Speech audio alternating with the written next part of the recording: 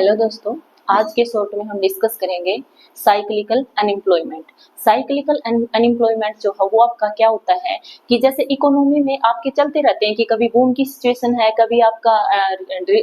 जो है रिसेशन आ रहा है, फिर आपकी डिप्रेशन है, फिर रिकवरी की। तो इस तरीके से जब इकोनॉमी में बूम की सिचुएशन होती है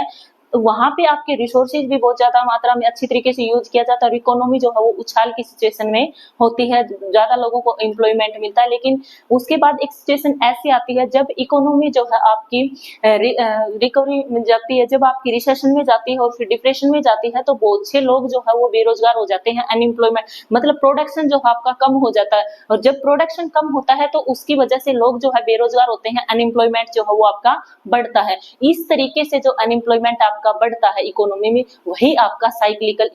सो आपका अनएम्प्लॉयमेंट कहलाता है। मतलब बूम की सिचुएशन होती है, इकोनॉमी उछाल की सिचुएशन होती है, तब प्रोडक्शन भी ज्यादा होता है, रिसोर्सेज का प्रॉपर तरीके से यूज किया जाता है, एम्प्लॉयमेंट जो है वो भी आपका इंक्रीज होता है। लेकिन एक लेवल ऐसा आता है कि जब आपकी इकोनॉमी जो है फिर रिसेशन की सिचुएशन में जाती है, तो धीरे धीरे प्रोडक्शन भी कम होता जाता है, और जब जैसे प्रोडक्शन कम होता है तो जो इंडस्ट्रीज वगैरह हैं उनमें लोगों की जो श्रमिक जो है, जो लेबर जो है, उनकी डिमांड कम हो जाती है। तो जैसे उनकी डिमांड कम होती है तो अनएम्प्लॉयमेंट जो है वो आपका इंक्रीज होना स्टार्ट हो जाता है, और फिर आपकी इकोनॉमी जो है डिप्रेशन में जाती है, मतलब उस जीरो लेवल से भी नीचे जाती है। तो उस लेवल में आपकी अनएम्प्लॉयमेंट रेट जो है और ज्यादा इंक्रीज हो जाती है, और फिर धीरे धीरे रिकवरी स्टार्ट होती है और फिर बूम की सिचुएशन में आती है। तो ये बिजनेस साइकिल जो है वो ऐसे ही आपके चलते रहते हैं, और इन साइकिल की वजह से इकोनॉमी में कभी बूम की सिचुएशन आती है, कभी रिकवरी की, कभी आपकी रिसेशन की, कभी डिप्रेशन की। तो इस वजह से जो अनएम्प्लॉयमेंट रेट आपकी इंक्रीज होती है, वही आपकी साइक्लिकल अनएम्प्लॉयमेंट रेट